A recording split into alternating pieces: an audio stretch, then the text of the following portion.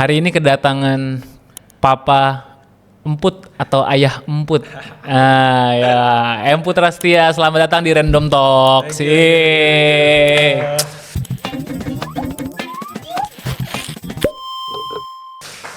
lihat serandom apa ini? Serandom apa ya? Jadi emang kenapa alasan gua ngundang Emput nih, karena dia ini salah satu temen yang menurut gua teman online, offline juga jarang ketemu, tapi sekali ketemu tuh ngobrolnya seru. Bener. Ya kan? Dan dia nih mantan satu daerah di daerah timur ya kita ya. Bener. Daerah timur ya kan. Dan sekarang dia udah pindah nih. Beda Berkelana lebih jauh lagi. Put, ini nih sebenarnya kita hari bakal ngobrol-ngobrol yang santai aja, Oke. ya kan? Cuman gue tuh sebenarnya penasaran, gimana kabar lu sekarang dan gimana rasanya punya 2 anak perempuan? Kalau anak perempuan satu yang gede lu udah tau rasanya lah ya. Udah tahu. Sama ya. Soalnya gue liat Mirip-mirip. bawelnya Mirip. suka negonya mirip Mirip, gitu kan. iya. Nah, cuma yang kedua alhamdulillah perempuan lagi dan ternyata lebih apa ya? Dia tuh lebih semaunya gitu loh yang kedua. Berarti lebih kalem yang pertama apa yang kedua? Yang pertama justru. Dan gue tanya semua rata-rata netizen cetakan anak kedua tuh mirip kayak gitulah. Jadi, Tapi anak kedua tuh berarti lebih miripnya sama lu ya? kalau miripnya ada bilang mirip gua, ada bilang mirip bini gua nggak bisa ngeliat sih. Freya sama siapa satu lagi? Freya sama Ilaya. Hilaya. Cuma kalau dibilang punya 2 anak perempuan sih, masya Allah deh. Jadi ada 3 orang yang sering ngomong di rumah. Oh, jadi 3. Jadi ya kita sebagai satu-satunya pria di rumah, jadi bisa latihan sabar. Latihan sabar. Tapi lu biasanya kalau lu ngelihat anak-anak lu nih ya, mereka kan perempuan-perempuan. Berantem nggak? Anak-anak gua? Iya. Jangan tanya lah. Berantem mah sering banget. Berantem? Sering banget. Udah fase berantem tuh ya? Udah dari bayi udah fase berantem. Jelas-jelas gitu nggak tapi? Jealous ada cuma nggak parah lah. Cuma ya namanya anak kayak berebutan mainan, berebutan emaknya. Itu ada aja udah. Cuma ya kita sebagai orang tua ya kadang bisa sabar, kadang juga harus bisa sabar. Intinya harus sabar terus deh. Berarti ini sekarang nih 2 anak perempuan yang lo harus beneran bisa kendalikan emosinya, Bener. ya kan? Tapi gimana sekarang kalau gua nanya keseharian lo di rumah, Put? Lu biasanya tuh kalau keseharian di rumah sekarang itu lu gue perhatiin suka ngantar anak lu juga ya? Kalau bisa gua ada waktu, gua akan selalu antar gua kalau bisa. Karena kapan lagi gitu, itu menurut gue salah satu nikmat terindah sih. Asik. Kita bisa ngantar anak sekolah terus-terusan gitu. Karena banyak orang tua di sana yang nggak punya waktu buat ngelakuin itu. Karena kan bener. kerjaannya kan hari-hari kan bisa 8 jam dari pagi kalau udah keluar rumah pulang malam gitu kan. Iya. Terus gue mikir kapan lagi paling kita bisa ngantar anak sekolah paling cuma berapa tahun sih mereka kecil. Kalau udah gede kan mereka malu kita anterin. Iya. Kan? Jadi bener-bener kalau bisa kenapa enggak? Berarti biasanya lo habis ngantar sekolah, lu pulang ngapain? Pulang ya bikin konten. Bikin konten. Kalau enggak main game gua di Main rumah. game, oke. Ada usaha Olahraga, juga berarti kan? Ada usaha juga. Freedom lo ya? Alhamdulillah. Gue lihat Alhamdulillah. kehidupannya Emput nih gue perhatiin tuh kayak gila nih kalau orang pengen bebas finansial tuh kayak gini nih hidupnya nih. Amin ya Allah, kita aminin dulu. Amin dulu ya kan. Nah, cuma kan emang setahu gue lu tuh juga punya bisnis travel ya, Put?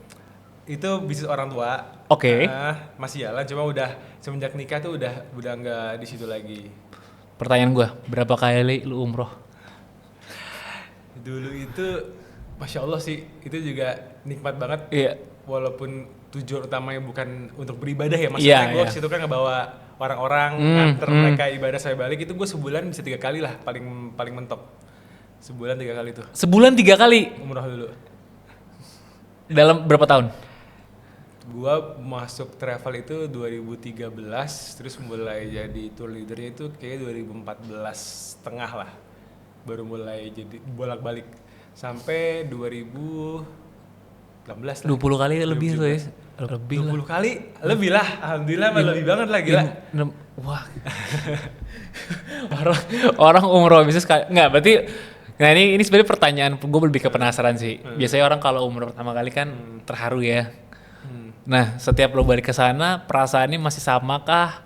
Atau bukan berbeda ya, tapi kayak Mungkin orang biasanya kan awal langsung nangis ya, Iya, ya iya. kan. Nah, saat lu udah saking seringnya apa yang dirasain? Tapi jujur, ini namanya manusia ya. Iya. Manusia itu pasti kalau kita melakukan hal yang sering banget, itu pasti akan berkurang rasa wahnya. Oke. Itu waktu awal-awal gue pasti selalu, walaupun awal-awal berkali-kali, itu pasti sering kayak wah gitu loh. Cuma Terharu lah ya. Terharu lah. Cuma kan balik lagi, gue tujuannya kan di sana bukan buat gue diri gue sendiri. Gue kan di sini jadi kayak istilahnya mengawal, ngebantuin orang gitu loh. Biar mereka perjalanan umrohnya lancar dari Jakarta sampai Jakarta lagi gitu. Jadi lama kelamaan kadang-kadang gue itu saking jujur capek banget. Kita ngurusin 40 orang kan sekali jalan, 40 orang gitu kan. Jadi udah nggak ada waktu buat berdepan Ka'bah tuh buat kayak mikirin diri sendiri ya, doa sendiri gitu ya. Doa sendiri ada waktunya. Cuma untuk datang pertama kali sampai Ka'bah kan biasanya orang wah gitu kan. Gue jadi udah alhamdulillah ya Allah makasih udah kesini lagi. Tapi gue langsung fokus ke jamaah gue lagi gitu. Jadi gue benar-benar berusaha mengesampingkan kepentingan gue. Karena dari awal gue niatnya kalau udah kerja, istilahnya mohon maaf ya kayak kaki gue patah buat jamaah gue nggak apa-apa deh gitu. Karena gue tidur pun udah harus HP nggak boleh di silent, standby ya. Standby handphone tuh di ini karena kan orang bisa sholat subuh, ketiduran. Kalau nggak orang kan sholat tahajud, karena ada tuh mereka suka lupa jalan hotel, handphonenya gua gitu. Jadi gua harus standby. Tapi berarti lu beneran kayak tidur pun lu nggak bisa istirahat ya? Tidur. Makanya kalau misalnya kira-kira dalam satu hari itu tidur bisa full, itu alhamdulillah banget, bersyukur gitu loh. Kalau dari awal-awal kan pengennya nggak usah tidur lah, kita di masjid terus gitu kan. Cuma kalau gue memposisikan diri gue seperti itu terus, yang ada besok paginya gue udah lemes nggak bisa bantu jamaah gue gitu salah satunya. Gitu, jadi ya kita fokus kepentingan orang lain dulu baru gue. Pengalaman apa yang paling gong ada nggak? Pasti ada tuh. Cerita-cerita yang kayak unik lah, kayak lu nggak bisa lupa, kayak aduh sampai sekarang gue nggak bisa lupa tuh. Banyak banget. Kayak salah satunya ada nggak Putih yang kayak yang unik lah? Ya unik ada banyak sih sebenarnya. Salah satu yang mungkin gua ingat itu ya namanya kita perjalanan umroh itu kan minimal 9 hari ya. 9 hari Itu kita bareng-bareng sama itu orang 9 hari semuanya. Itu tuh kita kadang-kadang keluar tuh sifat asli orang-orang gitu loh. Orang di sana? Sifat asli orang-orang bareng kita. Oh, ke kita? Iya, maksudnya orang-orang yang satu rombongan tuh keluar semua sifat aslinya gitu loh. Karena kan umroh itu kan bukan cuma sekedar liburan ya, di sana kan capek. Kita kan ngejalan datang ke Mekah itu harus langsung tawaf, sa'i. Itu kan kadang-kadang bisa malam hari banget sampai pagi. Itu kan orang keluar sifat aslinya. Terus sampai akhirnya itu berkali-kali juga. Terus orang capek, ada yang akhirnya keluar lah, dia suka pemarah lah. Dia yang tetap pernah diomelin tapi? Diomelin gue sering. Sering. Diomelin itu karena apa ya? Gue tuh kan ini kan travel punya orang tua ya. Iya. Gue tuh nggak mau orang itu tahu kalau travel ini punya orang tua gue. Gue pengennya orang-orang tahu kalau gue ini kerja ngelayanin mereka. Jadi kalau mereka butuh apa-apa, ya nggak usah sungkan. Kayak misalnya nyampe kamar kan. Di sana tuh hotel tuh aneh-aneh di Arab tuh. Kadang-kadang nyampe kamarnya dia belum beres lah. Ada yang anduknya nggak ada gitu kan. Nah itu gue nggak apa-apa kalau sampai kamar nggak ada anduk bilang gue. Gitu loh. Itu tujuan gue. Emang tujuan gue adalah supaya semuanya tuh lancar gitu loh. Jadi apapun itu ya kadang-kadang orang nggak sabar tiba-tiba langsung marah ke gue gitu. Kok ini anduk nggak ada sih gini gitu. Nah jadi gue nggak apa-apa dimarahin gitu. Jadi ya selama gue bisa bertanggung jawab sama orang itu dan orang itu bisa terpenuhi ya nggak apa-apa. Gitu. Balik lagi ke pengalaman. Soalnya gue ada tuh temen gue nih, ya kan. Dia sama sih dimarahin juga, tapi dia curhat sama gue pulang-pulang dia sampai nangis. Awal-awal banyak yang gitu cerita. Dia dimarahin sama ininya, sama customernya. Tapi dia dimarahin sampai nangis kan. Gue kayak wah berat sih kayaknya emang ya. Kalau soal dimarahin tuh banyak, tapi dimarahin yang apa ya? Karena sama-sama capek kali Put ya. Sama-sama capek itu, tapi bukan juga kadang-kadang itu emang sifatnya. Jadi kan kita umroh itu kalau orang umroh kan ada pas lagi berihram itu ada hal yang nggak boleh dilanggar. Kalau ngelanggar paling berat kita harus memotong kambing dam istilahnya kan. Dam supaya umroh lu berjalan lancar lagi. Tapi umroh tuh nggak boleh gue ihram gue nggak jadi umroh lah, gue lepas ihramnya, itu nggak bisa kayak gitu. Oh. Umroh itu sekali lu udah niat, lu harus menyelesaikan itu. Ya. Kalau lu ngelanggar, lu motong kambing, tapi lu tuh harus selesai umrohnya. Nggak boleh lu, udah motong kambing berarti gue udah selesai, nggak usah umroh lagi, nggak bisa. Oh, tetap harus selesai nih Tetap ya. harus selesaikan umroh itu. Nah jadi itu kan dari mulai sebelum berangkat ke Arab itu udah dikasih tahu cara-caranya, apa yang nggak boleh dilakukan gitu kan. Nah yang nggak boleh dilakukan adalah salah satunya kalau sudah berniat ihram nggak boleh pakai wangian, nggak boleh pakai baju. Kita misalnya pakai ihram nih, belum sampai tawaf sa'i, sampai tahallul selesai, udah pakai baju lagi tuh nggak boleh. Itu kena dam. Itu udah berkali-kali dikasih tahu kan. Ada aja tapi ya. Nah ini nih ada, jadi emang udah tua orangnya, udah tua dan mungkin dulunya dia pemimpin perusahaan atau pemimpin apalah yang biasanya kan keras sama orang-orang gitu bawahannya kan. Nah dia sekeluarga, dia tuh udah jadi kakek lah, bawa anak. Oke. Tapi emang gue lihat ini orang keras gitu loh. Jadi gue agak sedikit memperhatikan dia lebih fokus lah, karena takutnya dia tuh dalam hati gue takutnya suka semena-mena nih, pengennya melakukan hal yang dia pengen sendiri. Iya. Istilahnya kalau zaman sekarang intrusive thought-nya dilakuin gitu loh. Intrusive thoughts ya. Nah masalahnya kita kalau datang sampai ke Ka'bah pertama kali, orang kan pasti langsung wah pengen langsung pegang, pengen langsung karena kan terharu kan. Iya. Nah tapi itu nggak boleh dulu, nggak boleh. Kenapa? Karena satu, kita mesti fokus ngejalanin tawaf dulu, muterin dulu supaya bareng-bareng. Bareng-bareng dulu supaya kita dalam satu, kan itu kan kita 40 orang, satu orang lewat kan gue susah nyarinya gitu kan. Iya. Gue mesti nungguin dia, mesti nyariin dia lagi, awalnya mesti nungguin juga gitu kan. Nah pas nyampe Ka'bah, dia tuh muter pertama kedua ada lama-lama hilang tiba-tiba. Bapak ini hilang. Sampai anaknya juga bingung nyari-nyari nggak ada. Ya udah gue bilang. Dan nggak bawa handphone kan dia? Nggak bawa handphone. Oke. Karena udah tua kan, udah tua. Terus akhirnya ya udah gue bilang, kan ada tour leader gue, ada juga mutawif ustadz. Jadi 140 orang itu ada 2 yang ada yang bertanggung jawab. Kadang-kadang 3 mutawif, kadang ada 2. Itu akhirnya ya udah kalian semua jalanin dulu. Gue cari orangnya. Gimana caranya gue cari, gitu kan? Itu sampai selesai nggak ketemu. Itu pertama kali gue nyari orang tuh nggak ketemu sampai selesai. Wah, gue bingung kan. Gue juga belum kelar umroh gue. Akhirnya gue pas lagi nyari ketemu orang yang pada selesai umroh nih, udah tahallul segala, mereka udah bisa mandi pulang. Iya. Ya udah kita bareng-bareng ke hotel sambil kalian ada kabar di hotel apa gimana gitu kan. Pas sampai hotel tiba-tiba bapak itu di hotel. Udah kondisi mandi, udah pakai baju. Udah selesai dia? Udah selesai, padahal belum selesai. Terus dia bilang katanya, Pak kok dia pakai baju? Bapak udah selesai? Ya enggak lah, saya habis datang langsung megang Ka'bah, nyariin pada nggak ada, ya udah saya pulang aja, saya mandi aja. Kita semuanya langsung pada kaget semua. Kan Pak nggak boleh, Pak harus selesai dulu semuanya gitu. Malah gue dimarahin. Ya kamu sih nggak jagain saya. Wah, itu gue ya nggak bisa. Gue sebagai pelayan ya nggak bisa Bapak harusnya gini, nggak bisa gitu. Iya. Gue selalu oh iya Pak, minta maaf ya Pak. Tapi akhirnya dilanjutin nggak? Akhirnya gue tetap bilang ke anaknya, ini mau nggak mau sebenarnya harus dilanjutin. Karena nggak sah ya gitu ya. Iya, anaknya minta maaf sama gue. Maaf ya Bapak, emang keras gitu orangnya. Iya. Cuman akhirnya dibujuk nih ya. Dibujuk. Tapi ya itu maksudnya marah-marahnya itu karena kita sebagai pelayan ya nggak boleh kayak Bapak ya salah gitu. Iya, setuju. Jadi akhirnya dibujuk, akhirnya gue nemenin dia. Berdua doang.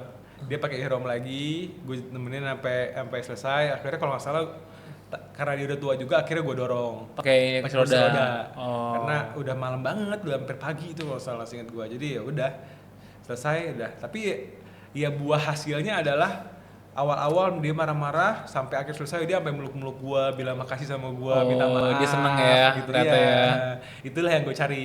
Maksudnya orang rasa senengnya orang umroh ya akhirnya bisa gue jalanin sampai dia terkesan lah. Berarti awal karir lu tuh umroh? Dari umroh pertama? Iya, awal karir apa sebelum gue kenal lu sebagai yang sekarang ya. Kayak maksud gue, kalau kita kenal Emput nih adalah seseorang content creator, lifestyle, family, ya kan, ya recreation, apapun yang pokoknya hal-hal berbau yang inilah, happy keluarga segala macam, komedi juga. Nah, itu cuman semuanya start dari umroh awalnya. Bisa dari umroh, terus gue dulu suka foto-foto kan. Jadi Instagram gue dulu isinya foto-foto estetik tentang suasana di sekitar umroh. Nah, gue ada hashtag namanya itu Live Around Mekah Madinah dulu zaman dulu masih zaman hashtag tuh kan. Iya, masih hashtag. Instagram kan. Nah, dari situ mulai rame postingan-postingan gue karena estetik dan bagus dan juga tentang Mekah Madinah. Jadi orang tahu sambil gue foto sambil gue cerita. Iya. Udah mulai naik tuh followers gue di Instagram. Terus gue mikir kan gue kan banyak orang yang umroh bareng gue itu banyak hal yang nggak tahu, hal kecil tuh nggak tersampaikan pada saat informasi-informasi penting itu nggak tersampaikan. Ya udah gue bikin aja deh di YouTube deh, sambil gue kasih tahu di Masjidil Haram tuh gini loh, Masjidil Haram tuh gini loh. Oh berarti dari lu ngonten di IG akhirnya lu bikin YouTube, ya kan, tentang umroh. Vlog tapi edukasi tentang umroh. Tapi emang gaya anak muda zaman dulu, karena gue lihatnya dulu tuh zamannya ada namanya vlogger Casey Neistat. Tahu, nah, ya itu gue pengen style gue kayak gitu tapi tentang umroh. Oke. Nah, tapi jadi ngomongnya lo gua sih. Berarti kontennya tuh setiap itu kayak 3 bulan sekali, 2 bulan sekali kali gitu ya? Kan gue sebulan sekali kan gue. Oh iya, berarti setiap bulan tapi 9 hari gue cari colongan waktu yang kira-kira itu dengan HP standby. Gue langsung bikin video sendiri semua. Ya udah kalau misalnya lagi kosong banget bisa alhamdulillah. Jadi benar-benar manfaatin waktu banget. Colongan lah ya. Nah, alhamdulillahnya gue kayak ngasih tahu info di sana sambil bergaya anak muda itu naik, karena anak muda kan sorry banget kalau ngeliat video yang dari mulainya maksudnya ustadz ceramah yang assalamualaikum warahmatullahi wabarakatuh, inilah masjid gitu kan, orang mungkin akan bosen ya. Nah kalau gue dengan style gue anak muda ngasih view bagusnya sinematik itu, dan alhamdulillah naik dari situ ketemu sama Dwi juga. Apa udah lama Dwi lama? Enggak, Dwi akhirnya mau umroh bareng gue. Mau umroh karena dikenalin sama temen gue. Gitu. Berarti akhirnya di situ tuh kenanya ya kayak. Akhirnya di situ dia mau umroh sendirian dia. Terus dia bisa apa enggak umroh sendiri, ya akhirnya bisa. Ya sebelum umroh akhirnya ada yang cakep nih. Iya. Masa nggak kita coba dulu kan? Iya, nice try lah ya. Jodoh kan? Iya. Terus dia waktu kan sebelum umroh ada manasik umroh namanya kan. Manasik itu jadi ngumpul di satu kayak hotel, hall gitu, diinfoin tentang umroh. Nah dia nggak bisa karena jadwal dia lagi padat kan. Ya udah sini gua yang bantuin deh. Manasik private di cafe aja. Mana sih private di kafe? Iya, di kafe aja udah.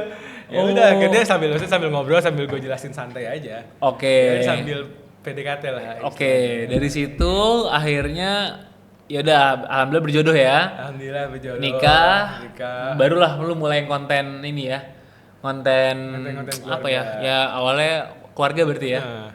Ya tapi pas nikah emang sengaja gue udahan dari umroh, karena kan gue kalau misalnya masih umroh gue tuh sebulan harus pergi mulu kan. Gue pengen udah bikin usaha, terusnya kenapa enggak gue fokus sama keluarga gitu loh, supaya gue bisa, karena jujur kalau gue mikir sebulan 3 kali kesana emang berkah banget ya, pasti ya berkah banget ya. Tapi gue pengen punya waktu buat anak-anak gue dalam hati gue, jadi sebelum anak gue lahir gue pengen mulai itu. Tapi kenapa lu nggak bikin travel sendiri? Pernah kepikiran nggak, Put? Pernah, cuma resikonya gede banget sebenarnya. Makanya ya sorry ya, banyak yang akhirnya travel hasilnya banyak yang bermasalah. Itu karena satu, dari harga travel, dari harga paket itu Pak, profitnya nggak gede. Satu, jadi kadang-kadang lu travel itu lu harus bisnis tapi lu harus sambil beribadah gitu loh, niat lu. Karena susah juga ya. Susah banget. Dan sekali ada kerugian itu bisa loss semua profitnya. Kerugian itu misalnya istilahnya pesawat tiba-tiba ada cancel, pesawatnya ya ada masalah, itu kan pengembalian susah. Lama, hotel juga di sana tuh, hotel tuh rebutan ya? Bukan rebutan, jadi lu udah ada hotel nih, udah ada bookingnya, sampai sana hotel kamar lu dijual sama orang sana. Hah? Bisa kayak gitu? Bisa kayak gitu. Zaman dulu ya, dulu itu saking parahnya di sana itu. Ada hotel bintang 5 loh. Bisa tiba-tiba kamarnya, nggak bisa kamarnya. Ini nggak available. Jadi pas akhirnya dicek-cek si manajer hotelnya sama manajer paling atasnya nggak sinkron. Dia main jual ke orang Arab lagi. Akhirnya manajer atasnya yang tanggung jawab, dipindahin lah. Tapi kan jadinya nggak enak. Iya.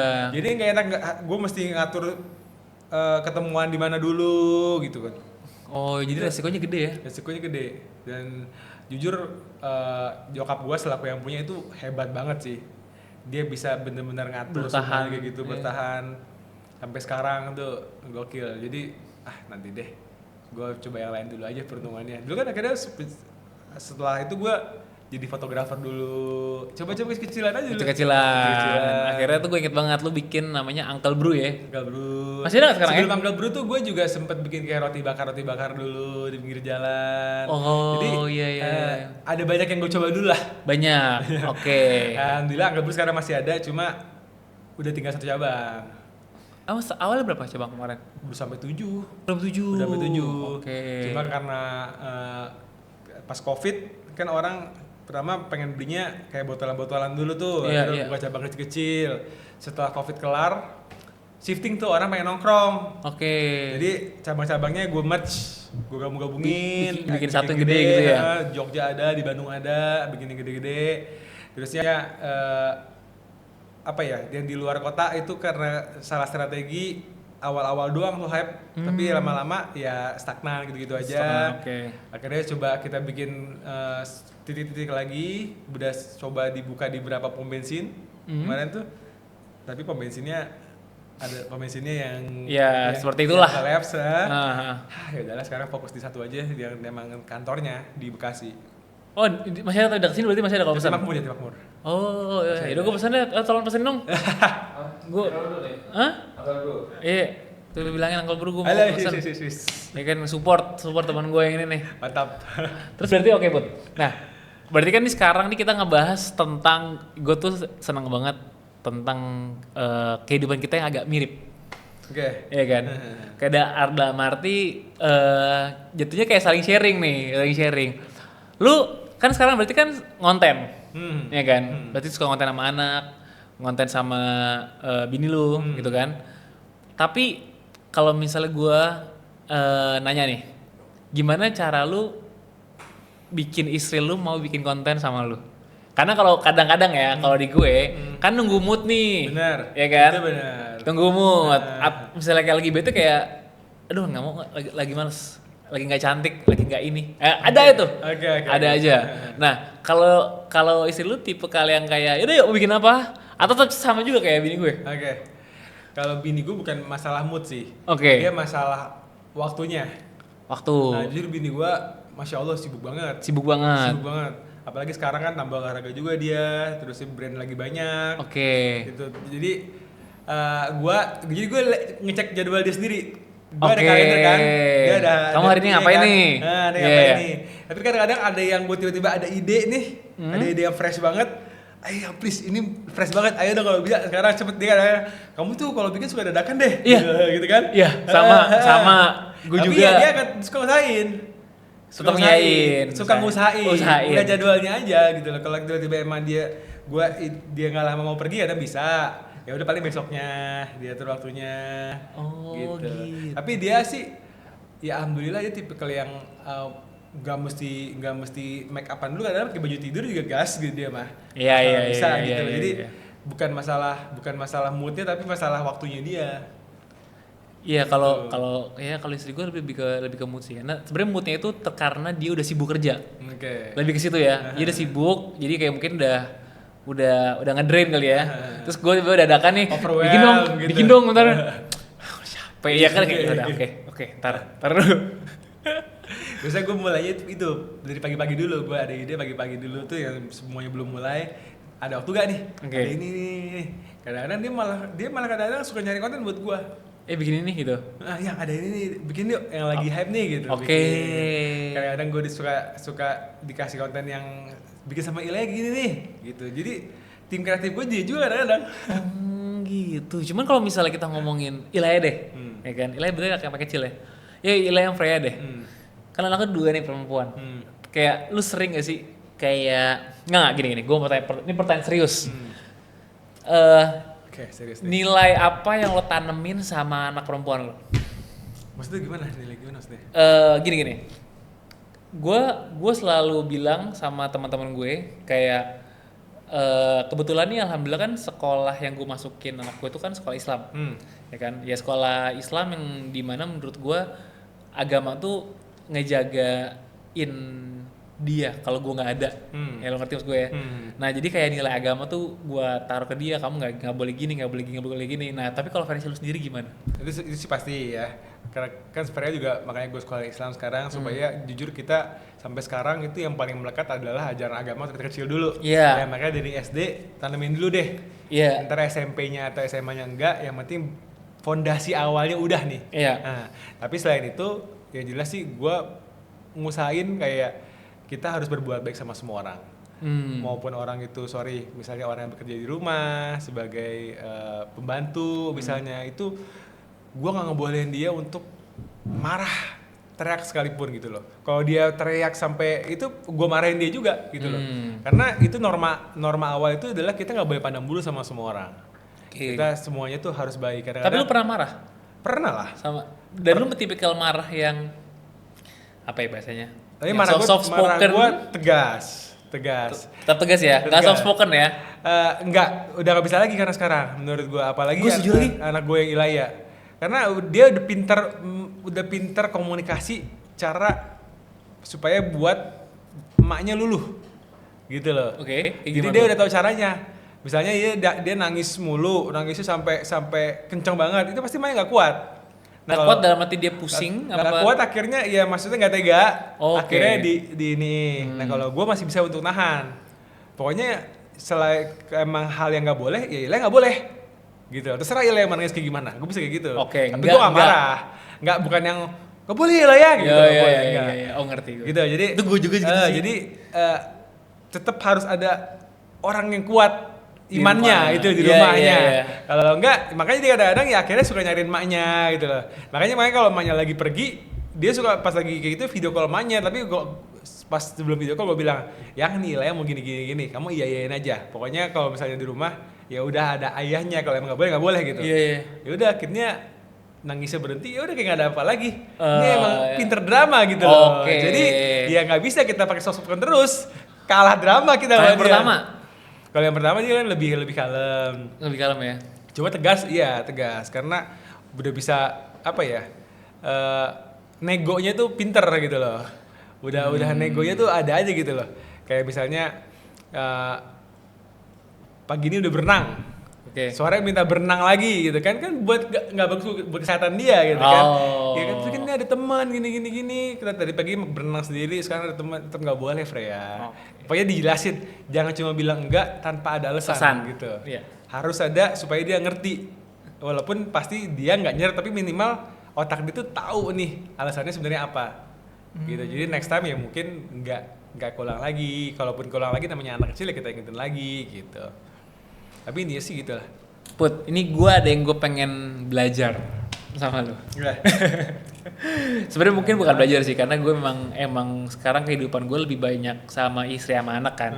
Tapi kayak kadang-kadang gue perhatiin kayak orang yang masih bisa spending waktu bareng teman-temannya, ya seru juga ya kayak gitu loh. Nah kan gue perhatiin nih, lo masih sering juga ya kayak nongkrong sama teman-teman lu kayak Marco, ya kan, kayak Iyo, tapi Iyo lagi sibuk, dia lagi NPD lah dia, lagi NPD ya kan, ataupun siapapun lagi misalnya kayak Dion.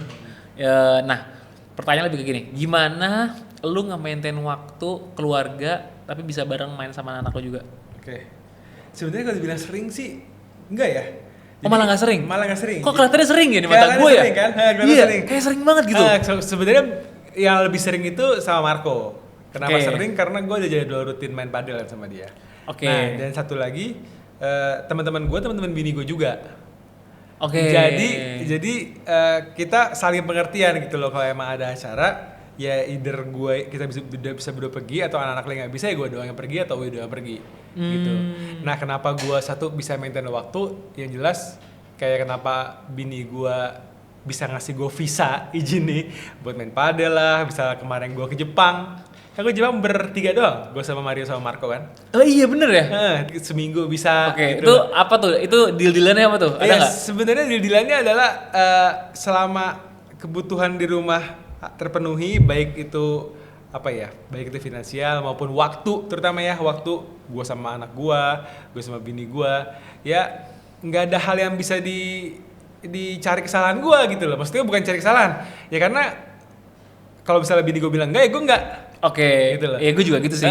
Tapi ya selama bini gue enggak request aneh-aneh, gue malah menjalani hal itu lebih. Kayak misalnya gue ada waktu sama anak gue, kosong, gue ajak anak gue pergi me time berdua gitu loh. Jadi gue Freya, gue tuh sama Uwi ada waktu untuk gue bisa me time sama Freya dulu. Ntar Uwi juga ada sama Freya. Gue ada me time sama Ilaya doang. Nanti Uwi ada me time sama Ilaya doang. Itu ada juga yang gue berdua sama Freya doang. Gue sama Uwi sama Ilaya doang, itu ada. Karena buat jadi ya anak itu komunikasi sama kita enak. Jadi tuh ke mall, ke kafe, nanti abis itu ke playground. Jadi tanpa sus atau mbak. Kalau gue nggak pakai sus ya, pakai mbak doang gitu. Jadi intinya adalah selama kita tanggung jawab di rumahnya semua terpenuhi, istri gue jadi kayak ngelepas gue asal tahu waktu juga ya. Jadi gue main ya ada waktu pulang tanpa disuruh diingetin gue di sampai rumah lagi gitu loh. Jadi alhamdulillah hobi gue main game juga. Ya, tapi lu butuh me time nggak? Udah cukup sih me time gue karena me time gue satu main game. Oke, lu main tiap game. malam masih komunikasi sama Mario, Marco, dan Ohim dan lain-lain itu via game. Party. Main di PS nih. Main di komputer gue. Komputer. Nah, jadi pagi sampai malam anak gue tidur, baru gue sama teman gue. Jadi. Nah, baru ada kadang-kadang dalam sebulan sekali tuh ada yang benar-benar ngumpul bareng semuanya. Itu paling sebulan sekali, sebulan 2 kali. Jadi nggak sering gue sebenarnya. Gue juga masih main game kan. Tapi semenjak gue sekarang udah lari nih, wah, gue ngantuk banget Pak. Nah, lari lu pagi banget ya soalnya. Gue kayak nggak tahu ya, mungkin karena udah mulai di titik gue larinya pagi mulu, ya kan nggak pagi mulu sih, maksudnya kayak rutinin pagi. Gue tuh kayak akhirnya jam tidur gue tuh bener. Jam tidur gue bener. Ini jujur ya Pak, sebelum puasa, ini nggak sehat banget ya guys.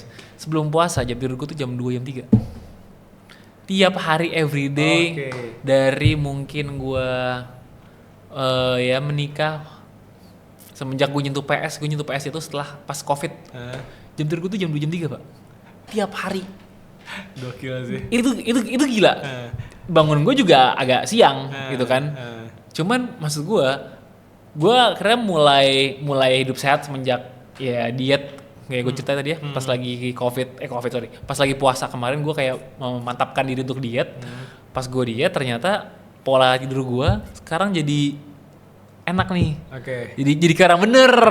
Justru malah gue ngerasa kayak gila dulu tuh gue bangun sampai jam 3. Ngapain aja gue? Sumpah. Nah, lu kan gue perhatiin juga dulu lari.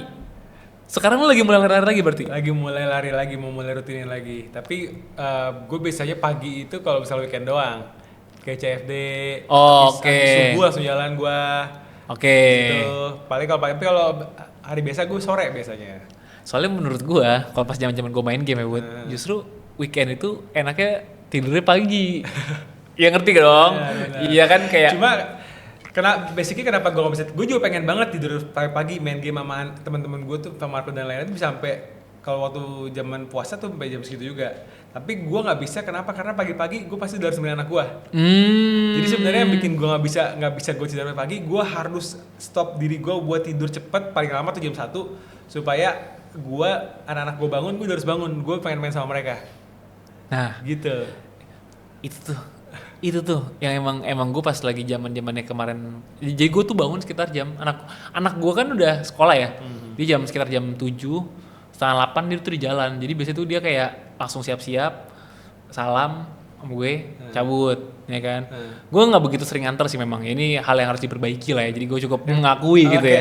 Cuman kayak dalam arti semenjak hidup gue jadi lebih sehat, ya gue nyadar sih kayak emang banyak hal yang berubah. Karena gue ngelihat sekarang di umur yang kayak sekarang ya Putih, kayak anjir emang bahasanya nih badan terus dijaga loh. Benar. Ya gak sih? Iya. Karena gue melihatnya kayak pas lu sekarang udah nggak kayak dulu lagi, recovery yang susah. Kayak lu pernah nggak sih udah lama nih nggak olahraga, terus habis olahraga, tapi recovery itu kayak kok nggak kayak zaman dulu ya? Pas masih lebih muda. Kita udah beda. Ya kan, aduh emang parah deh nih. Nah cuma lu lari berarti udah berapa kali maraton?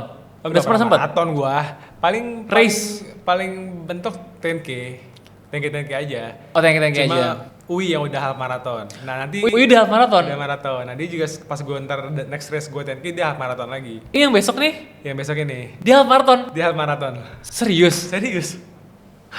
Kan itu kan sempet rame juga konten gue yang pertama kali dia half marathon tuh. Hah? Karena gue 10K kelar gue langsung nungguin dia buat selesai half marathon kan pertama kali. Itu lumayan rame juga konten gue. Kenapa lu gak half maraton? Gue penasaran aja. Mungkin ya, tapi bukan dalam waktu dekat. Karena jujur gue kayak lu lari itu bukan jadi hobi gue yang menyenangkan banget gitu loh. Iya, sebenarnya. iya. Tapi basicnya pun yang mulai duluan Uwi, gue tuh diajakin Uwi lari. Wih, pakai coach. Uwi baru mulai pakai coach sekarang ini karena di support sama brandnya. Oke. Di support sama brandnya sampai hari H ntar dia ada coach terus. Dia nawarin gue juga coach, gak usah lah orang gue 10K doang. Saya dibanding kalau half marathon baru mungkin gue butuh. Gitu. Iya. Tapi 10K, kalau misalnya bukan menyombongkan 10K doang ya. Iya. Maksud gue nggak perlu lah sampai gue harus pakai coach yang. Karena lu masih rekreasional ya. Heeh. Karena maksudnya kayak buat lu mungkin lari ini hal yang lebih diselingi aja lah ya. Benar. Bukan yang hobi jadi Iya. tiap seminggu Jadi udah gue pun 3-4 kali. yang seneng kenapa gue minggu pagi lari karena bareng teman-teman kan. Jadinya sambil sosial juga. Abis itu mendoan. Abis itu ngopi kita. Oh ngopi, nggak mendoan ya? Nggak mendoan. Jadinya gorengan lagi. Oke, pembahasan sekarang yang gue tahu tentang Putra juga nih, lihat ya orangnya ini sangat amat cheerful ya. Kayak kelihatan orang baik gitu, orang baik, Amin. orang baik. Nah, gue sekarang penasaran, nggak ini bukan mau ngomongin orang sih, tapi gue penasaran tau gak siapa? Kan sekarang lu main, lu, Iyo, Marco, ya kan? Nah kan sekarang gue perhatiin sekarang Iyo ini lagi oke banget nih. Kayak lu happy gak sih ngeliat dia? Happy banget lagi lah. Kayak maksudnya kayak karena maksud gue ngeliatnya kayak keren nih orang, ngerti gak? Gua Kan lu tau perjalanannya gitu loh. Gue alhamdulillah ada orang-orang deket gue maksudnya bisa berkembang, bisa sampai apa ya, dari dulu hidup dia yang awal-awal gue tahu gimana sampai akhirnya sekarang seperti apa, itu gue selalu happy banget gitu loh. Ya, teman punya usaha, teman punya progres tempat lain, apalagi Orang Mario baik, sekarang. Itu kalau bisa gue support, lu butuh support apa dari gue gitu? Karena kan yang mulai di dunia content creator kan gue duluan. Gue inget banget dulu tuh Iyo tuh curhat sama gue sama Uwi. Kak ini gimana ya supaya konten gue gini, gue mesti gimana nih konten gini, terus mulai nentuin ke klien gimana caranya. Terus dia ada pertama kali ada salah yang bikin konten salah, akhirnya banyak yang hujat dia karena salah sangka, itu dia panik gimana, gue tahu banget itu zaman dulu. Wah makanya pas lihat sekarang ini, wah gile, Keren ya? Keren banget. Jadi gue sama Uwi bener kayak lihat dia tuh adek gue. Adek gue malah kayak anak kayak bangga banget gitu ngeliatnya. Iya. Cuman soalnya gue tuh perhatiin banget kayak kan lu main bareng mulu kan, terus tiba-tiba sekarang ibaratnya semua punya jalan masing-masing dan kayak gue ngeliatin Yon lagi mantep banget ya kan. Ya bener sih happy banget pasti. Iya lah happy banget itu. Teman-teman semua apalagi yang deket pasti ngerasanya kayak wah gokil banget sih. Maksudnya dari sebelum dia jadi NPD, dari mulai dia naik di sebelum jadi NPD. Walaupun dia udah lama emang bener NPD ya. Enggak bercanda. Dia TikToknya naik banget, itu gua wih keren gitu. Iya. Soalnya kan dia kan gua tahu dia ada apa namanya chance buat segede itu karena kan dia kan dulu kan Punya kayak potensi jadi lah. MC pensi dia. Iya, MC pensi dia. Dan dia berani buat ngomong depan orang banyak tuh, jago dia. Iya, kelihatan banget potensinya ya. Dan dia juga orang yang beneran baik juga. Jadi gue yakin banget sih dia bakalan jadi gede suatu saat gitu loh. Ngomongin tentang konten kreator, ini. Menurut lu dunia konten kreator sekarang orang masih bisa berkesempatan buat meledak nggak, Pak? Iya banget lah, zaman sekarang malah lebih gampang. Maksudnya gampang apa? Zaman dulu waktu belum ada TikTok ya, kita tuh benar-benar bersusah payah banget buat dapat engagement, dapat dapat followers gitu. Sekarang sebenarnya ada TikTok kan orang bisa langsung meledak, terus bisa langsung dikenal banyak orang, tahu dia gitu. Cuma yang masalahnya adalah kalau lu bisa buat sesuatu yang viral orang tahu lu bisa gak maintain itu. Gitu. Karena akhirnya ujung-ujungnya ya meledak, nggak lama mungkin dia akhirnya punya rate nilai kalau misalnya mau kerja sama dia yang harganya lumayan, dia nggak bisa maintain, ya orang akhirnya engagement turun, orang misalnya brand-brand mungkin mau ke dia jadi kayak harga lu sekarang kemahalan lo karena lu nggak segini lagi. Mungkin bahasanya gitu. lebih ke value kali ya. Value yang lo tawarin tuh apa sih, ya kan? bener. Jadi nggak sekedar cuman kayak viral doang, tapi kalau orang kenal lu nih, apa nih yang value orang nggak punya tapi lo punya? Iya benar, makanya jadi sekarang itu jauh lebih gampang. Tapi lu nyadar nggak sih, naik di Instagram sama naik di TikTok tuh beda? Beda banget lah, jelas. Gua pun susah buat naik TikTok. Oh, lu malah susah naik di TikTok? Malah susah. Karena orang-orang pada bilang lebih gampang naik di TikTok. Benar, karena bukan susah ya, maksudnya karena gue udah ada platform yang Instagram. udah Instagram yang udah ada orang tahu, alhamdulillah tahu gue. Gue juga ngerasa gitu sih, Put. Mungkin dan bahkan ya kalau gue pribadi lebih ngerasa karena gue lebih sering buka Instagram aja dari dulu. Oke, salah satunya ya. Bini gue aku ngirim kamu video di TikTok gitu kan.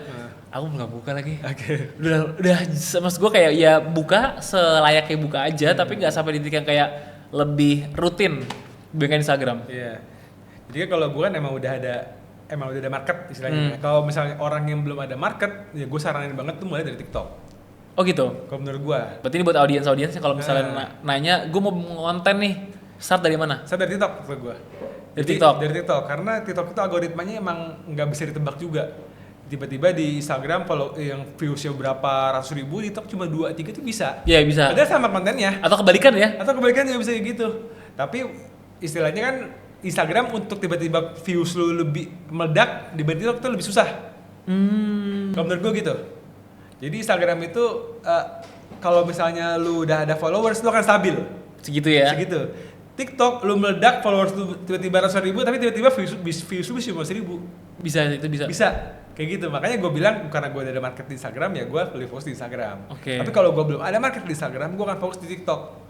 Karena buat kita nih yang nggak pernah ada satu video engagement gede, tiba-tiba ada engagement gede, pasti kita wah superstar nih gue. Iya. Wah, gue bisa ngerasain ini nih gitu. Makanya kadang-kadang orang ada bikin viral, padahal itu kontennya sangat jelek, istilahnya orang benci isinya tapi viral. Tapi viral, itu orang nggak mau ngelepas kontennya, karena ya.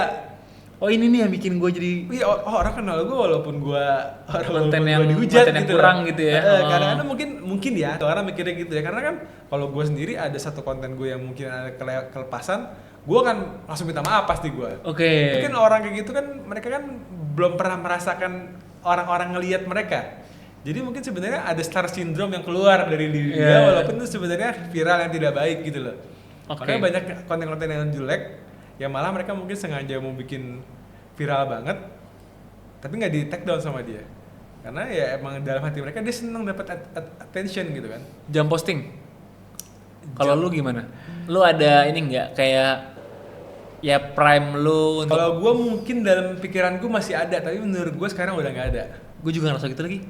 Gue sekarang kayak kadang-kadang tiba-tiba jam 10 gue posting 10 malam kayak udah kayak ya karena gue pengen gitu loh. Tapi ya jam posting kalau orang-orang bilang emang peak hour-nya kan either siang pas orang jam makan siang atau pas lagi break kantor tuh pas lagi jam 4 biasanya gue jam 4 jam 6 gitu kan. Gue masih mengusahakan itu tapi walaupun gue yakin sebenarnya itu udah gak terlalu pengaruh banget ya nggak, gue juga cuma gue nggak di atas jam 10 malam juga nggak bakal gue post sih karena itu chance buat orang lihat kecil banget ya pasti orang pada tidur kan followers pada tidur kan ya jadi gue mendingan either paginya banget orang pas buka HP langsung udah ada tuh pagi-pagi tapi menurut gue sih udah nggak ada lagi jam posting menurut gue ya. Tapi anak lu udah mengenal dunia digital loh sekarang. Maksudnya udah ngerti kayak si Freya udah ngerti. Freya udah mulai tapi gue belum ngasih dia untuk sosial media. Oh sosial media iya enggak sih. Maksudnya tapi kayak YouTube ya cuma gue menghindari YouTube Short pasti. Oke, itu setuju. Ya. Cuma dia udah mulai bisa ngerti kan, udah bisa mulai chat. Udah ngechat. Dan semua teman-teman gue di chat sama dia tuh lucu-lucu banget sih, kayak Marco terus suka di chat sama dia. Jadi dia ada waktu gue kasih HP khusus buat chat doang. Oke. Tapi dia belum gue kasih HP. Udah gue kasih nomor, cuma dia kayak punya chat ketemu bestie dia. Bestie dia ada anaknya Mira. Oh, anaknya Mira iya. Itu kalau enggak ponakan-ponakan gua Okay. Itu ada waktunya, tapi kalau misalnya dia belum dibales ya udah. Nanti balasnya lagi pas ada waktu yang lagi buat megang handphone. Gitu. menurut gue buat dia latihan nulis juga sih, buat latihan nulis. Kapan lu baca. akan ngasih dia handphone? Pernah nggak ngobrol sama Uwi? Pernah pasti sempet agak ibunya agak galau juga karena beberapa temennya udah punya handphone kan, apa kasih handphone ya. Hah? Tapi, SD nih? Temennya Freya SD kan? Lu punya handphone? Ada yang punya handphone, ada ya mungkin dia bilangnya handphone dia tapi ya mungkin di rumah doang. Iya. Apa kasih handphone ya gitu, tapi mikir nggak boleh, poinnya kita harus berpendirian, emang ada waktunya, pas emang waktu cukup baru kasih handphone. Karena gue gini, lu kapan dikasih handphone pertama kali? Masih inget gak? Gua SMP Lu SMP? gue SMP kelas 2 apa 3 gitu gua. Gue kayaknya SD kelas 5, 6 gitu deh. Oke. Ya tapi itu pun juga di rumah ya. Kayak misalnya handphone nggak boleh dibawa. Gue kan emang harus untuk komunikasi sih. Iya kayak gitu kayak gitu. Jadi gue boleh SMP gue. Oleh SMP. Oh, gue juga soalnya sempat ngobrol sama ini gue kayaknya kalau misalnya mau ngasih handphone ya, itu pun juga cuma buat ngabarin. Iya. Iya kan? Jadi dia. Kasih hidayah gitu ya. Nah, kalau makanya pas buat dia di luar gue kasih IMO dia. Apa tuh? Lo tau IMO gak? Jam tangan. Hah? Jam tangan anak. Hah? Itu dikasih SIM card. Itu ada internet. Jadi bisa video call doang. Hah? Kita bisa nge-track juga dari Jujur gue mana. belum tau apa tuh. IMO namanya. IMO. Dijual di sini? Dijual di sini. Ada di marketplace kok. Tapi lu kalau misalnya anak lu kayak Freya bawel, pas pertama kali IMO semua di video call sama dia. Omanya, akhirnya, tantenya semua. Jadi ada SIM cardnya. Ada SIM cardnya. Kalau di rumah pakai WiFi. Dia cuma bisa buat video call doang. Chat bisa tapi susah kan? Oke. Video call doang. Itu lumayan. Ini solusi nih. Bener. Jujur ini solusi, gue baru tahu loh. Pakai HP, pakai itu.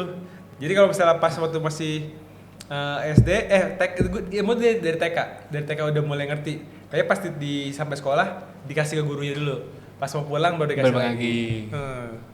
Itu lebih safe sih menurut gua. Lebih safe. Dan lucu-lucu warnanya pink gitu-gitu. Iya.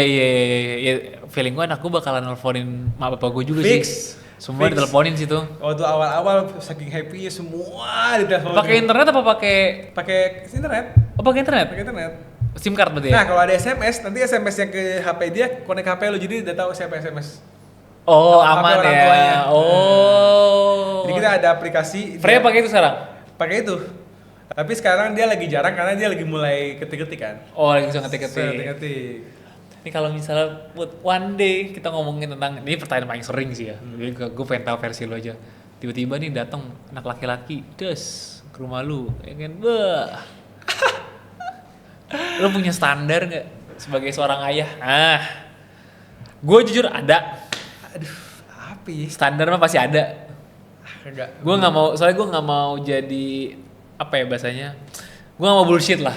Maksud gue nggak mau bullshit kayak gue mau sama laki-laki yang baik aja. Tar dulu bos. Baik itu relatif, ya kan? Nah, kalau lu gimana? Gue kalau untuk menentukan standar sampai sekarang belum kepikiran lagi. Belum kepikiran.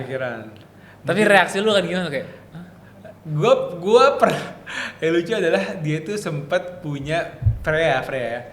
Waktu masih TK dia punya bestie dia. Crush gitu ya? Bukan crush sih. Pokoknya sahabat deket cowok. Okay.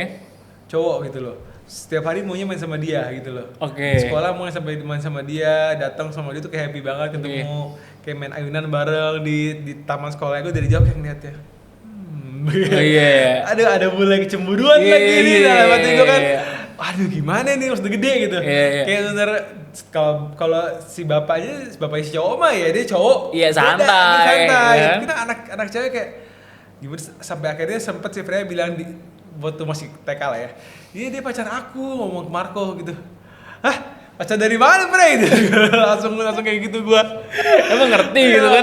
Ya masih asal nyebut aja. Asbun lah ya. Asbun aja karena anak zaman sekarang kita nggak tahu dapat informasi dari mana. Kayak kemarin lagu juga buah yang paling manis. Oh. Gitu tiba-tiba Ilaya tahu. Anak yang nggak pernah. Anak gue mau nyanyi itu kan, terus tiba-tiba lama-lama gue deg-degan. Ini nyanyi di sekolah nggak lucu nih. Makanya dia tahu dari sekolahnya, dari teman-temannya. Kita nggak bisa ngebatasin apa yang kayak gitu kan. Jadi kita cuma bisa mantau dan dia kalau emang udah kelewatan kita kasih tau batasan-batasannya gitu aja. Oh. Tapi kalau misalnya standar sampai sekarang sih gue belum bisa ya, dan alhamdulillah sekarang dia pas di SD bestinya cewek lagi. Alhamdulillah bukan yang sama yang kemarin temenan, cuma udah jarang ketemu karena beda sekolah kan. Dan berarti gue alhamdulillah ya Allah. Tapi sebenarnya nggak apa-apa juga. Sebenarnya perjalanan masih jauh ya. Orang tua aja yang masih jauh lah. Jauh banget nih. Aduh, nih lagi buat kok perhatiin nih sekarang kita ngomongin tentang pendidikan ya, ya kan.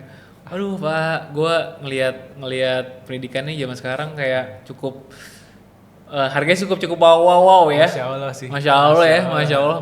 Gue tuh tes sekolah kan juga kan waktu Freya SD gue coba ke beberapa sekolah kan. Sekolah yang sekarang itu kan lumayan jauh dari rumah gue di BSD. Rumah gue di daerah Bintaro rumah gue kan. Dari rumah gue daerah Bintaro ke BSD ya sebenarnya tinggal tol itu 20 menit kali. 25 menit lah. Yeah. Kalau jamnya pas, kalau lewat dikit pas jam kantor udah sampai sejam langsung. Tapi nggak apa-apa karena pas kita kan nama orang tua kan, anak lu belum SD ya? Anak gue belum SD, TKB. Nanti lu bener-bener harus tahu banget deh tuh kurikulumnya apa, terus dia gimana, kayak awal-awal kayak masih nggak yakin nih bisa gak ya anak gue di sekolah Islam gini gitu loh. Dan Islamnya lumayan ketat gitu. Iya. Dan targetnya waktu kelas 1 SD aja bisa ngafalin surat yang 40 ayat lebih gitu loh. Bisa tapi sekarang? Bisa ternyata. Bisa. Jadi wah keren sih sekolahnya. Tapi sekolah gue Pak, ini gue nggak tahu sih, kayaknya banyak yang nggak tahu sih. Tapi sekolah gue dulu ya Pak, gue sampai gue lulus SD ya, sebesar gue dulu Pak, gue tuh hafal sampai 3 juz Pak. Oh iya? Iya. Iya kan makanya. SD gue nih, SD ini dibunyiin aja ya. SD gue SD Islam cukup keras. Pak, gue hafal dari juz 30 ke 27. Jadi kita saatnya dari 30 dulu baru ke 1 gitu kan. Okay. Itu gue hafal pas SD, pas gue lulus itu dari juz 30 sampai ke juz 27. Teman-teman gue kayak teman-teman gue tuh pada bilang, "Gila lu bisa ya?" Kalau gue bilang, teman-teman gue yang lain yang emang anaknya siapa, yang ustadz siapa, hafalnya juz 22. Jadi dia hafal 8 juz, Pak, 10 juz. Oke. Ya, jadi kayak gue ngeliatnya kayak emang di Tapi lu iya waktu itu lu teknik menghafalnya masih inget cara gimana? Apakah lu kayak tiap hari? Nggak, maksud gua apakah lu merasa Tadarus tiap hari? terbebani kah? Terbebani ya? Nah, kalau anak gua ini menghafal dengan tidak terbebani. Gua nanya kan kok bisa hafal gitu? Iya, soalnya gini. Dia tuh nggak merasakan dia harus kayak susah banget nih ngapal gitu, nggak pernah ada keluhan gitu loh. Itu yang bikin gue amazed sama sekolahnya. Oh, jadi ya mungkin emang kurikulum zaman dulu sama sekarang beda sih iya. ya. Cara ngajarnya beda. Jadi ya, karena kan gue kan juga dulu kan ngaji kan, tau lah cara menghafal. Iya. Juz 30 tuh gimana supaya hafal gitu. Nah, ini anak gue, insya Allah deh nih pilihan sekolahnya tepat lah buat anak gue gitu. Karena basicnya yang penting fondasi agamanya dulu sih. Tapi kemarin gue ngeliat, lu tuh baru balik dari Jepang kan? Iya, yang berdua doang. Berdua doang. Seru sih. Alhamdulillah seru. Tapi kepikiran anak di rumah. Awal-awal doang. Lama-lama. Aduh, kita kan di sini tujuannya supaya gue menjalin spark lagi sama Iya. Kita kan dulu sebelum jadi orang tua kita kan juga seorang suami istri gitu. Ya kadang-kadang kita harus balikin lagi sparknya dan menurut gue itu penting sih ternyata. Soalnya gue perhatiin lu tuh traveling udah banyak banget, Put. Iya, alhamdulillah. Iya kan? Alhamdulillah. Udah berapa negara? Ingat gak? Gak ingat lagi gue. Yang paling seru di negaranya? Yang paling seru Swiss sih, Swiss. Serunya karena alam. Mahal kan? Mahal banget kan? Mahal banget. Walaupun orang bilang ada yang overrated segala macem, tapi iya emang indah banget. Dan anak gue seneng bangetnya apa? Karena kan itu kan aktivitas outdoor kan. Freya tuh kan ini Ilaya ikut? Ilaya ikut. Oke. Freya kan adrenalin junkie kan. Dia roller coaster naik. Terus kayak ada flying fox yang tinggi banget. Berani gitu. Jadi buat gua wah banget, dan gua mungkin bakal balik lagi untuk trekking sih. Kemarin tuh nggak trekking, tapi ya emang wow. Kalau diminta balik agak susah ya, kayak mahal ya, bentar ya. Benar. Kayak kan kita kumpulin dulu rezekinya nih. Mudah-mudahan ada rezekinya pas dia minta balik. Dia manggil apa? Ayah. Ya kan ayah mau ke Swiss lagi lo minggu depan. Aduh Kau minggu depan juga bos. Jangan minggu depan dulu. Ini nih ntar bayar tukang dulu. Berarti Swiss paling seru. Saat ini iya. Yang sama anak-anak gue. Yang ya. lu paling nggak sih, kayaknya gue nggak mau balik lagi. Nggak mau balik lagi. Ada nggak yang kayak mungkin bukan nggak mau balik lagi ya, tapi yang lebih ke arah ya ini ntar dulu deh. Oke. Semuanya sih menurut gue bagus ya. Oke. Mungkin yang nggak mau balik lagi saat ini mungkin ke Paris, ke Perancis ya. Kenapa? Ya udah cukup aja gitu loh. Bukan karena nggak suka. Udah cukup aja walaupun gue ada beberapa kejadian yang dimalingin lah. Lu pernah? Pernah. Dimalingin? Koper. Ada duitnya? Enggak sih, baju-baju doang. Oh. Tadi itu koper ponakan gue. Oke. Gue lagi jalan-jalan keluarga, lagi ngumpul di train station, ponakan gue main handphone. Kopernya hilang. Kopernya hilang. Gitu. Sama gue hampir dicolong tapi itu gue sempet sigap. Itu ada juga. Itu lo apain? Nggak gue apain karena gue bener baru mau masuk kereta, tas gue masih di belakang, tas gue masih ketinggalan tas gue belum masuk pintu, orang udah mau kayak gini set gitu cepet, gue langsung jadi tutup, dia langsung kabur lagi. Dan dia kayak nggak ada apa-apa kan kaburnya? Nggak ada apa-apa udah. Iya, emang itu aneh banget tuh. Jadi menurut gue bagus tapi ya udah kayak yang lain dulu aja lah. Oke, ini kita udah masuk sebenarnya pertanyaan terakhir sih Put. Ini sebenarnya pertanyaan yang dimana sebenarnya menurut gue cukup unik karena gue mungkin nggak punya hobi ini tentang mobil. Oke. Ya kan ini sebenarnya basically obrolan kita dari tadi tentang lifestyle-nya hidup ayah emput aja nih, ya kan? Dikorek-korek terus dikorek-korek gimana dia jadi ayah yang baik, gimana dia punya mobil sekarang, ya kan? Gue dengar lu sekarang main mobil Astina. Ya kan Astina. Nah, kenapa lu suka main mobil, Bud? Itu hobi yang nggak tersalurkan waktu sekolah aja sih. Sebenarnya Oke. dulu tuh gue waktu sekolah kan ngumpul anak mobil, tapi gue gak punya mobil gitu loh. Oke. Karena isinya teman-teman sekolah gue. Jadi sama itu cuma kayak mau datang pakai mobil bokap kadang-kadang. Itu pun mobilnya mobil kantor kayaknya dia. Oke, Astina? Enggak, bukan. Oh, bukan Astina. Ada mobil lah. Terus tapi lihat yang lain pada modif-modif pada itu ya kita cuma bisa mengagumi doang. Gitu. Ya sekarang bila ada rezekinya, terus ya udah masuk deh hobinya. Minta CC nggak sama ibu lu? Pastilah. Oh pasti. Pastilah. Oh berarti tetap ini ya, ada kayak aku boleh nggak beli? Bener. Makanya diizinin. Kalau misalnya nggak diizinin ya gue nggak beli. Semua tuh gue pasti minta izin karena baik lagi rezeki lancar karena restu istri. Oke, gue setuju. Itu sih. Berarti gini, gue mau nanya. Ini pertanyaan yang mungkin banyak keluarga muda nanya nih, juga tentang keuangan, ya kan? Lu tipikal yang bagaimana cara ngatur keuangan lu bersama istri? Kayak gini, apakah lu kasih semua, habis itu dia atur, atau kayak ada porsinya yang dikasih-kasih, ada yang gue pegang, atau gimana biasanya kalau lu pribadi? Ya ada porsinya masing-masing. Oke. Tapi yang jelas kebutuhan rumah itu gua tanggung jawabnya. Oke. Terus ya walaupun lu mau beli apapun pakai uang lu tetap nanya. Padahal tuh ada rekeningnya duitnya di lu gitu ya. Rekening duitnya di gua tetap nanya.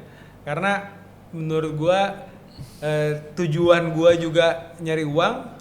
Kalau bini gue nih, ya dia punya penghasilan sendiri kan. Tapi dia tuh orangnya nggak BM. Dia kayak mau ulang tahun aja dia nggak tahu mau beli apa. Aduh sama gitu lagi, gue sama lagi. Pada saat istri gue, ya aku pengen ini deh. Serius gue pengen itu, oke. Iya, gue ngerti. Gue ngerti. Ada duitnya. Ya udah. Kita beli. Iya, gue ngerti. Gue ngerti. Karena gue nyari uang, jujur ya buat keluarga gue. Buat keluarga. Kalau emang ada lebih, gue bisa beli hobi gue. Gas, gue izin dulu tapi. Iya, jadi kalau karena gue ngerasain banget Bud, bini gue juga gak pernah minta. Tadi baru minta sepatu olahraga. Apalagi olahraga lagi. Tadi tiba-tiba dia kayak bilang gini, beliin aku sepatu olahraga dong. Ayo, mau kapan? Besok, ayo, mau yang mana? Karena gue seneng gitu loh, kayak jarang minta karena udah berpenghasilan sendiri. Terus kalinya kayak dia punya sesuatu yang dia pengen dan dia minta tuh gue seneng, ngerti gak? Itu dia sama. Nah, jadi kayak mau ngasih sesuatu dia kayak dikasih tiba-tiba gue datang bawa makanan aja itu udah seneng banget gitu loh. Jadi nggak BM. Jadi kalau misalnya dibilang porsi ya dia minta apa ada yang benar-benar tiba-tiba dia BM selama gue bisa itu malah gue penuhin. Iya gue ngerti sih posisinya karena apa ya bahasanya karena kita tahu dia bisa beli sendiri ya. Jadi saat dia minta itu tuh kayak, yaudah sini gue aja. Dia pun sebenarnya nggak minta, dia cuma kayak aku pengen ini deh. Oke. Dari kamu gimana gitu loh. Oke. Bukan minta, dan gue tahu itu tuh bukan kode karena dia sebenarnya bisa beli Iya, bisa beli sendiri. Tapi nggak apa-apa selama gue bisa beliin. Yaudah, ayo kapan kita ke tokonya gitu. Iya. Gas. Mungkin itu sepatu kah, mungkin baju olahraga, mungkin itu tas atau apapun itu. Ayo deh, selama bisa ada di sini dibeli, ayo. Gitu. Oke. Nanti juga insya Allah rezekinya balik lagi ke kita. Tapi gue ngerasain kok langsung instan Pak dibalikinnya. Iya kan? Iya. Itu dia. Buat anak, buat istri. Tetap terpenuhi lah semuanya ya. Gak usah kadang buat istri.